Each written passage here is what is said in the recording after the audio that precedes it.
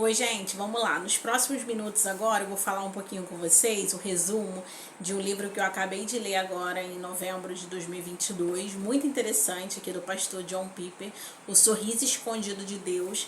Assim, muito interessante esse livro, que ele fala sobre 3 pessoas que ele considera assim fantástico no crescimento cristão, né? No crescimento de fato do avivamento da igreja. E são eles John Bruni, David Brainerd e William Cooper. O que acontece? Bem interessante que esse livro, ele vem contando a história desses 3 homens de Deus, né, que tem uma história super significante para a igreja, e ele vem contando, desmistificando, na verdade, muita coisa que às vezes a gente vive. Por quê? Nós falamos o tempo todo de que Deus nos deu vida e vida com abundância, e não que isso seja mentira, porque isso é verdade, isso é bíblico, e a Bíblia é o nosso livro de fé.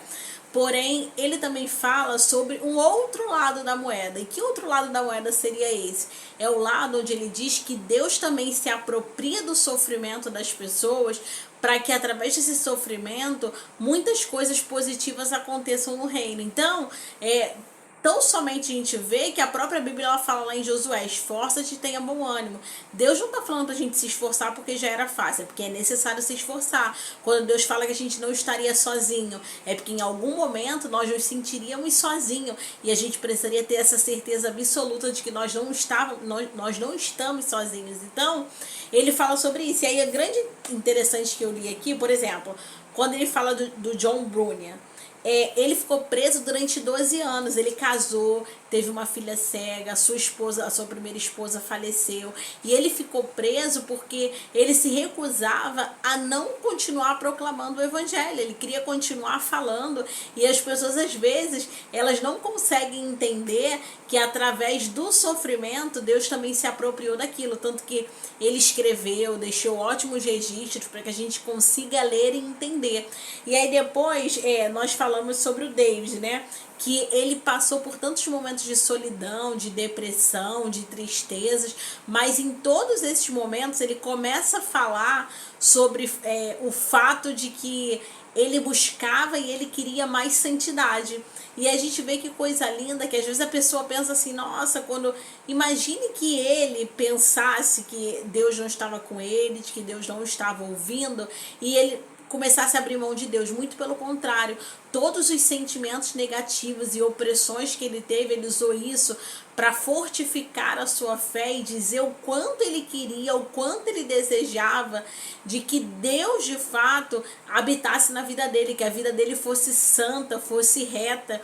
E aí nós também falamos assim de que sempre existe um propósito no sofrimento, que é importante que a gente entenda que todas as situações que nós passamos, elas não são vãs. Nós precisamos entender que Deus, em todas as coisas, existe um propósito pré-definido por trás.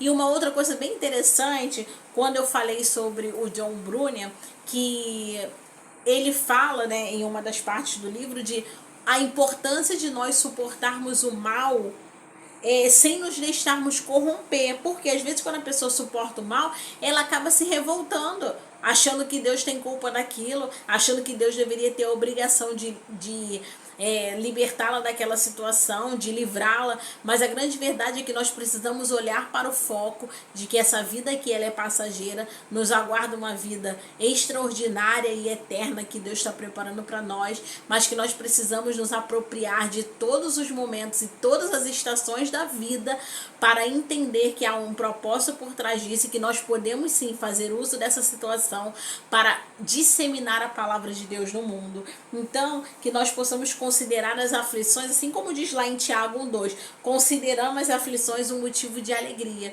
Eu sei que isso é muito difícil, e não só para vocês, para mim também. Quando nós estamos em momentos de dificuldade, a gente não quer de forma nenhuma lembrar disso, lembrar de que nós precisamos, lembrar de que de fato existe um propósito atrás disso, porque é natural, nós somos carnais.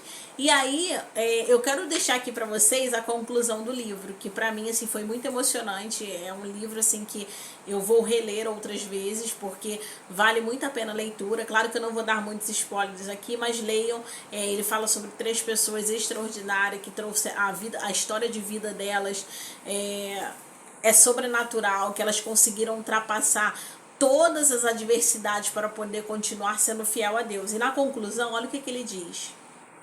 Ele diz assim no capítulo, numa parte da conclusão. Deixa eu voltar aqui um pouquinho para contextualizar. Assim, Jesus também sofreu fora das portas da cidade, para santificar o povo por meio do seu próprio sangue. Portanto, saiamos até ele, fora do acampamento, suportando a desonra que ele suportou, pois não temos aqui uma cidade permanente, mas buscamos a que há de vir. Então, esse aqui é um versículo que está em Hebreus 13, e ele diz o seguinte, em um dos trechinhos aqui: quão grandes são as maravilhas confinadas por nós, nas sequências soberanas da história operadas por Deus. O caminho estreito leva do portão do postigo ao monte da dificuldade. Jesus nunca nos chamou para viver uma vida de segurança, nem mesmo para entrar numa briga que fosse justa. São ovelhas no meio de lobos. Então que a gente possa lembrar isso. Às vezes nós fomos criados numa realidade onde toda hora nossos pais falam, e por amor, não é por raiva, não é por amor, que nós temos que buscar segurança, estabilidade, isso e aquilo. Mas a grande verdade é que Deus, ele não nos chamou para isso, ele nos chamou para ousar e para viver o id dele. E esse id muitas vezes nos custará abrir mão de coisas que nós desejamos e que nós entendemos como importantes. Porém, pelo único motivo de que nós confiamos nele e que nós sabemos que por confiarmos nele, de nada teremos falta. Aí ele diz assim, ó: da mesma forma, qualquer de vocês que não renunciar a tudo que possui, não pode ser meu discípulo. Tirado de Lucas 14:33. Então, se a gente não conseguir abrir mão das coisas naturais aqui dessa terra, certamente nós não conseguiríamos cumprir de forma total o chamado de Deus, porque muitas vezes uns buscam segurança em uma área, outra em outra, e a grande verdade é que Deus espera de nós uma dependência nele, para que de fato ele possa corresponder, que nós possamos corresponder o chamado dele, para que ele possa dar vários passos em nossa direção, porque Deus só espera um passo nosso, para que ele possa dar vários. O morro da dificuldade é o único caminho para o céu. O que eles precisam é de uma seriedade cheia de gozo, que faz com que o coração quebrantado sinta esperança e que ajude os embriagados com insignificâncias a ficarem sóbrios para a alegria dos maiores. Como ele falou aqui, para nós chegarmos no céu será com muita dificuldade. O evangelho que está sendo vendido hoje no século 21, ele é um evangelho de portas largas, um evangelho onde Deus tem que se adaptar à nossa realidade, que a igreja se adapta à realidade, que os pastores se adaptam à realidade. Mas o evangelho genuíno que nós encontramos na palavra de Deus, ele diz que somos nós, na nossa carnalidade, na nossa dificuldade, na nossa meninice, somos nós que vamos abrir mão de fato para que nós possamos alcançar a Cristo e viver uma vida extraordinária próximo dele. Afinal de contas, foi ele que nos criou e nós vamos criar muito melhor, nós vamos viver uma vida muito melhor quando nós estivermos próximo a ele. E aí, aprendemos com a vida de David Brainerd que uma vida devotada à glória de Deus é uma vida devotada à grande comissão. Porque assim como Paulo diz, fui crucificado com Cristo. E aí ele termina o seguinte, com um texto assim que para mim fez muito sentido e fiquei muito reflexiva. O apelo de Cristo e o apelo de Brainerd são exatamente o oposto de tal retirada, já que não temos aqui uma cidade permanente. Pare de trabalhar tão duramente para torná-la permanente e luxuriante, e saiamos até ele fora do acampamento. Largue mão de tudo que impede de prestar um serviço pleno e radical. Esteja pronto a sofrer para completar a grande comissão. Não esqueça que possui bens superiores e permanentes. Você tem a Deus e tudo que Ele é para você em Jesus Cristo. Tu me farás conhecer a vereda da verdade e a alegria plena da tua presença, eterno prazer à tua direita. Salmo 16:11.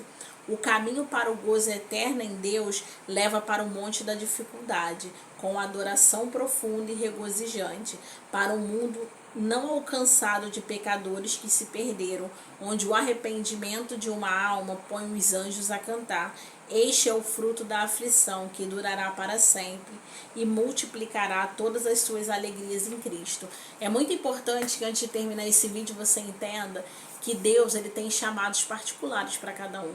Não é todo mundo que vai para o campo missionário como eles, não é todo mundo que vai ser preso, como eu dei o exemplo aqui, não é todo mundo que vai passar por isso, mas o mais importante a gente entender que nós não podemos estar 100% focados aqui nessa terra. Claro que nós temos várias áreas da nossa vida a serem desenvolvidas: saúde, lazer, social, pessoal, espiritual, intelectual, várias áreas, porque nós estamos aqui no mundo terreno. Mas nós não podemos esquecer que a nossa vida eterna nos espera e que para chegar lá é um caminho de muita dificuldade e que nós precisamos investir tempo nesse caminho para que de fato nós possamos abraçar a oportunidade de alcançar a glória de Deus, porque ela sim é uma herança eterna e somente com o peso derramado na cruz do Calvário através de Cristo nós podemos ter acesso a ela. Então aproveite, não abra mão da tua salvação, afinal de contas Deus, ele não precisa de nós, mas ele deseja nos usar. Ótimo dia, pessoal.